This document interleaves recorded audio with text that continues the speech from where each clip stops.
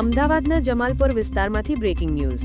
Hit and રનની એક ચોંકાવનારી ઘટના કેમેરામાં કેદ થઈ છે। એક સગીર કાર ચાલકે સ્ટીયરિંગ પરથી કાબુ ગુમાવતા અનેક વાહનોને અડફેટે લીધા હતા, જેના કારણે રસ્તા પર અફરાતફરી મચી ગઈ હતી। પોલીસે તાત્કાલિક કાર્યવાહી કરતા યુવકની અટકાયત કરી છે। આ મામલે હવે વધુ તપાસ હાથ ધરવામાં આવી છે। આ સમગ્ર ઘટનાના સીસીટીવી ફૂટેજ સામે આવ્યા છે।